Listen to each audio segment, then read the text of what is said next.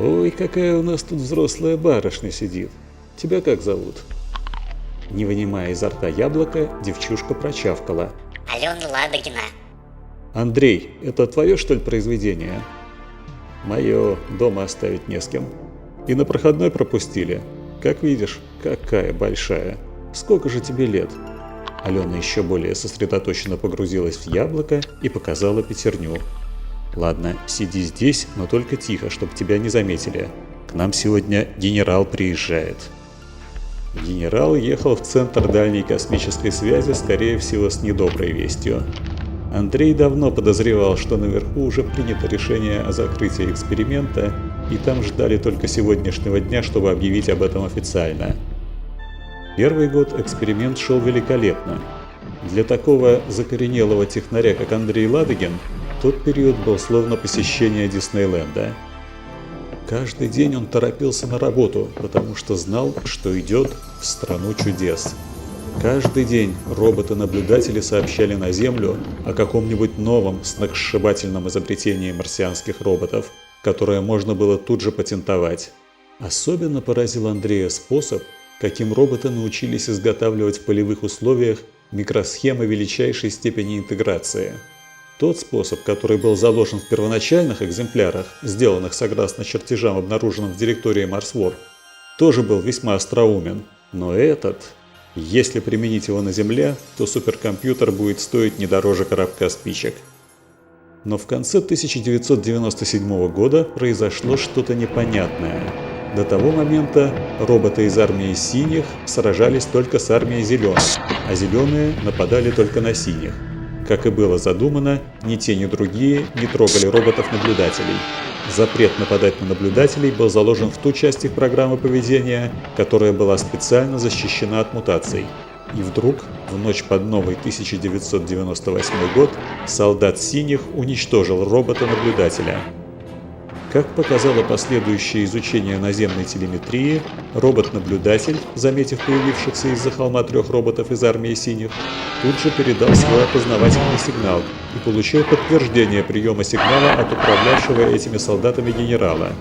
После этого наблюдатель спокойно продолжил прерванное занятие – демонтаж и фотографирование найденных им на поле боя останков новой модели робота, не обращая внимания на синих. От группы синих отделился один солдат и подошел вплотную к наблюдателю. На телекадрах, переданных другим наблюдателям, было отчетливо видно, как солдат включил свой лазер и одним быстрым ударом рассек первого наблюдателя напополам. Затем он повернулся в сторону того, кто снимал всю эту картину. Яркая лазерная вспышка на мгновение ослепила телекамеру, и экран тут же заполнился сплошными помехами. Связь была потеряна и с этим наблюдателем. В течение последовавшей недели были уничтожены все 123 наблюдателя, и Земля оказалась без связи с Марсом. Для восстановления связи было принято решение послать на Марс разведывательные зонды. Зонды снабдили оружием для самообороны, сконструированным с учетом последних сведений о вооружении роботов-солдат, полученных от наблюдателей перед их гибелью. Однако с самого начала было ясно, что при той невероятной скорости, с какой эволюционируют марсианские роботы, это оружие безнадежно устареет за 1,5 года пути от Земли до Марса. Так оно и случилось. Первые 4 зонда были сбиты еще на участке спуска в марсианской атмосфере. Сегодня на Марс должен был прибыть 5-й, последний зонд. У Андрея оставалась слабая надежда на то, что 5-й сможет хотя бы дойти до поверхности Марса благодаря новому алгоритму самообороны, который Андрей и его друзья создали, тщательно проанализировав 4 предыдущих неудачных спуска.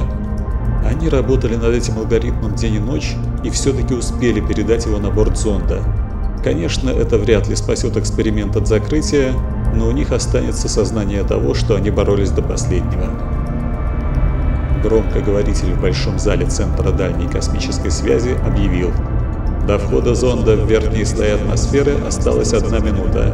Всем занять свои места. Всем занять свои места. Люди на Земле ничем не могли помочь зонду в период спуска. Радиосигнал шел от Марса около 9 минут. И это означало, что к тому моменту, когда на Землю пришел сигнал о том, что зонд входит в атмосферу, он уже либо находился на поверхности, либо был сбит. Оставалось лишь надеяться, что новый алгоритм самозащиты работает. Но никто не хотел пропустить этот грандиозный спектакль, и все быстро заняли свои места.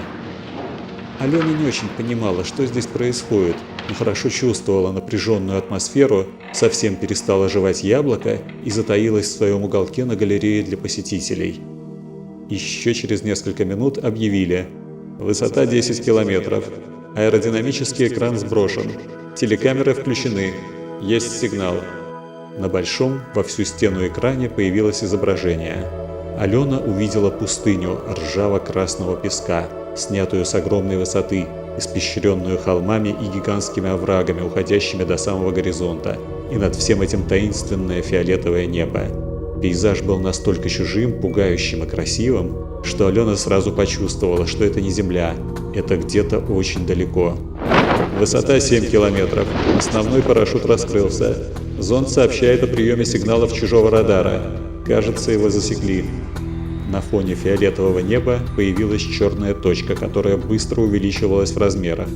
На соседнем экране возникло изображение этой точки, увеличенное в 10 раз. Это было что-то вроде реактивного самолета, движущегося прямо на телекамеру. «Что же он? Неужели испортился? Собьют же ведь!» – возбужденно шептал Андрей. Изображения на экранах вдруг хаотически заплясали. «Ага, наконец-то!»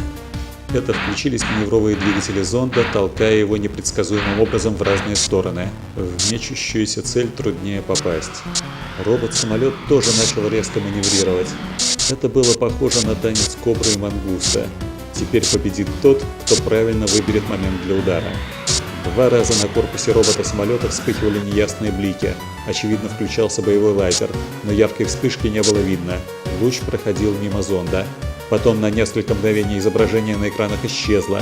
Казалось, что все кончено, но нет, цифры телеметрии продолжали обновляться. Радиосигнал с зонда шел, просто зонд выключил мощные бортовые телепередатчики, выключил все лишнее, чтобы накопить как можно больше энергии для решающего лазерного удара. Когда изображение возникло вновь, на месте робота-самолета был гигантский огненный шар. Очевидно, удар пришелся прямо по энергетической установке. Алена с удивлением увидала, как большие взрослые дяди повскакали с места и завопили. «Ура!» Это был первый сбитый марсианский робот за все 5 спусков. Кажется, новый алгоритм защиты работал. Бесстрастный голос громкоговорителя продолжал. «Высота 3 километра. Сигналов от чужих радаров больше нет». Андрей удовлетворенно откинулся на спинку стула, но в следующее мгновение увидел на экране нечто, заставившее его снова вскочить. Черт побери, откуда это могло взяться? Алена тоже увидела это.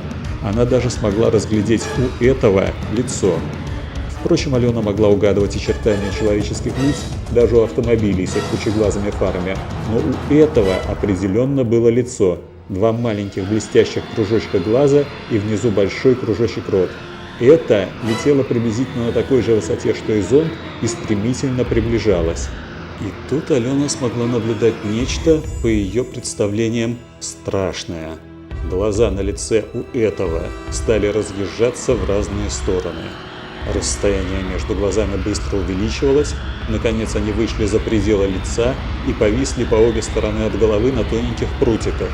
Прутики продолжали быстро расти, и расстояние между глазами все увеличивалось.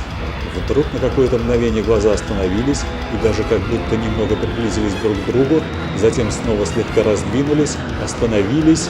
Это изрыгнуло изо рта огонь, изображение на экране исчезло, и в наступившей тишине Алена громко в голос разревелась. Взрослые дяди похоронно молчали, глядя на пустые экраны и мертвые застывшие цифры телеметрии на дисплеях. Именно такую картину и застал прибывший генерал. Как и ожидалось, генерал привез пренеприятнейшее известие. Эксперимент закрыт.